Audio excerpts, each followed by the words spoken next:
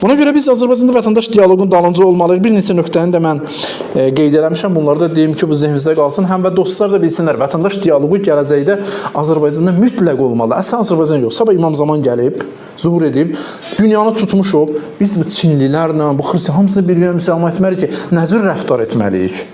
Sırf debat məsələsi yoxsa vətəndaş dialoqu məsələsi olmalıdır. İndi biz kimlərlə vətəndaş dialoqunu qura bilərik?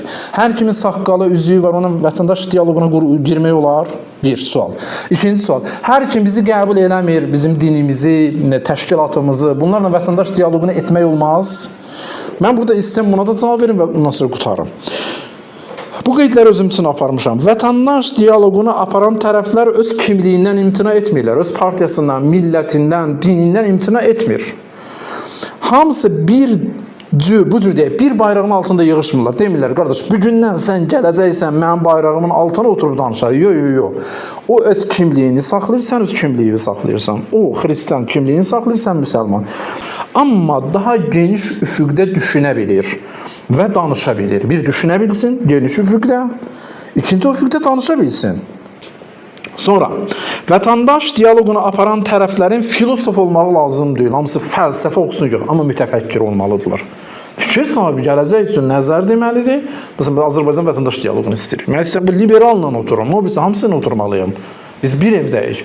Amma o gələcəyi görməyi bacarmalıdır. Sonraki, vətəndaş dialoqunu aparan tərəflərin dindar olması zəruridir. Biri dindardır, biri qeyri-dindardır. Əslən, vətəndaş dialoqu budur.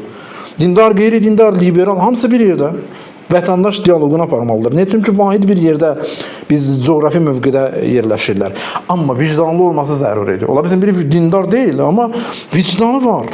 Sonra, ola bilsin, biri zahirdə dindar olsun. Amma şəxsi mənfəd, yaxud da hansısa xalqa düşmən qüdrətin xidmətçisi olsun, saray mollası olsun. Onunla vətəndaş dialoqu mümkün deyil axı. Çünki o vicdanlı olmalıdır, qərəzsiz olmalıdır.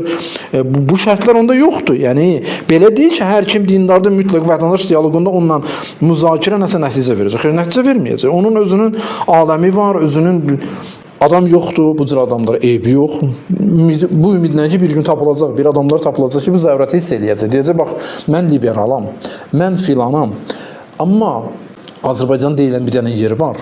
Buranın insanı məhv edirlər, çürüdürlər. Nə bilim, bu qədər abort, bu qədər xəstəlik, cəmiyyət ölkə. Bu problemi həll etməliyik. O, bunu qanandan sonra ikinci mərhələ deməlidir, burada kimlərdən təşkil olunur bu cəmiyyət?